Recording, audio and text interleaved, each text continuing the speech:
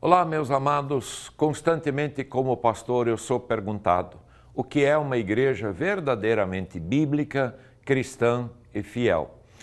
Eu quero responder essas perguntas dizendo, meus queridos irmãos e irmãs, graça e paz e bênção do nosso Senhor Jesus Cristo. Hoje eu quero falar com você sobre um assunto que é fundamental para a nossa fé.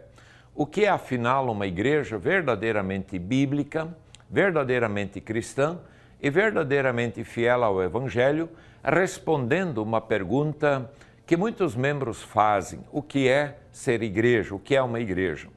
Em um tempo de tantos debates e tantas opiniões e tantas vozes, nós precisamos voltar ao que realmente importa, a vontade de Deus revelada nas Escrituras e expressa também a fé da igreja desde a Reforma. A primeira grande verdade que a Bíblia nos ensina é que a igreja não começa em nós, ela começa em Deus. A igreja não nasce de projetos humanos, nem de agendas humanitárias, nem de criatividades humanas. A igreja nasce no chamado de Cristo. A igreja é o povo reunido pelo Pai, salvo pelo Filho e sustentado pelo Espírito Santo. E por isso mesmo Jesus disse uma frase decisiva: se vocês permanecerem na minha palavra, verdadeiramente serão meus discípulos, conforme João 8:31. Ou seja, o primeiro sinal de uma igreja verdadeira é este: ela permanece na palavra de Deus, permanece quando é fácil e permanece quando é difícil. Permanece quando a palavra conforta e permanece quando a palavra confronta. Permanece quando o mundo aplaude e permanece quando o mundo rejeita. A igreja verdadeira não altera a palavra, não adapta Jesus, não cria o evangelho mais agradável. Ela simplesmente obedece, porque o cabeça da igreja não é o pastor, não é a instituição, não é a maioria. O cabeça da igreja é Cristo. A segunda verdade é que a igreja verdadeira, ela tem um centro, um coração, uma mensagem que não pode ser trocada. O evangelho puro e simples da salvação por graça, mediante a fé somente em Cristo. É disso que o apóstolo Paulo fala quando escreve aos Gálatas: mesmo que um anjo do céu pregue outro evangelho, seja anátema. Por quê? Porque não existe evangelho alternativo, não existe outro caminho para Deus, não existe outra verdade que salve, não existe atualização para o que Cristo já falou. A igreja verdadeira é aquela que não negocia o evangelho. A terceira marca de uma igreja verdadeira é aquilo que o próprio Jesus instituiu, os sacramentos. Ele disse: ide fazer discípulos, batizando, e também fazer isto em memória de mim. Ou seja, o batismo e a Santa Ceia não são invenção da igreja, não são símbolos opcionais, não são rituais culturais, eles são mandamentos de Jesus.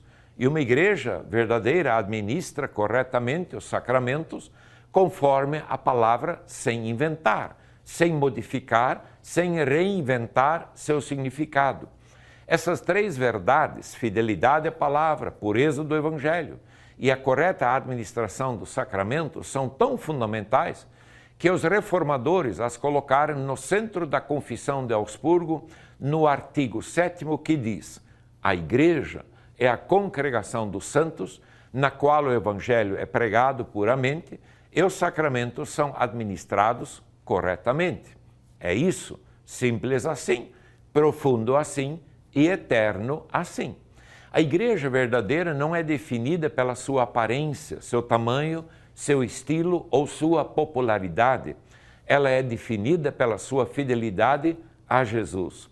A Confissão de Augsburgo também nos lembra, no artigo 2º, que o ser humano é marcado pelo pecado original. Isso é importante porque significa que a igreja verdadeira não relativiza o pecado, não trata pecado como opinião, não suaviza aquilo que Deus chama de erro. A igreja verdadeira chama ao arrependimento, à conversão, não para destruir, e sim para curar, não para julgar, mas para levar ao perdão, porque Cristo veio salvar o pecador e nenhum de nós está fora desta categoria. O artigo 4º, coração da reforma, nos lembra: somos justificados somente pela fé, somente por Cristo, somente pela graça. Igreja verdadeira não substitui essa verdade por performances humanas, por moralismos ou por esforços próprios. A igreja verdadeira aponta sempre para Cristo, porque somente Ele que salva. A confissão ainda diz no artigo 28º que a igreja não tem autoridade para criar doutrinas além daquelas que Deus ordenou. Isso é muito importante. A igreja não pode exigir o que Deus não exige e não pode permitir o que Deus não permite. A autoridade da igreja, ela está limitada e protegida pela palavra de Deus. Qualquer passo fora desta base é areia movediça. Então, o que é a igreja verdadeira, pastor? É a igreja que se ajoelha diante da Escritura. É a igreja que abre a boca para anunciar Cristo. É a igreja que administra os sacramentos como dom da graça. É a igreja que chama ao arrependimento. É a igreja que mantém Cristo no centro.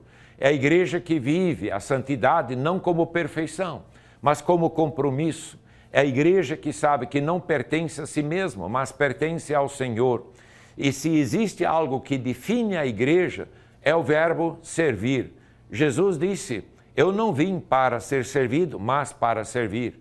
E uma igreja que não serve, deixa de ser igreja. Diaconia é mais do que entregar uma cesta básica, é mais do que visitar alguém. Diaconia é o estilo de vida de uma igreja que ama. É colocar a mão no ombro, é estender a mão e socorrer, é escutar, é caminhar junto. Se a igreja não serve, ela vira um clube. Se a igreja não reparte, ela vira uma empresa. Se a igreja não se importa, ela vira uma instituição vazia.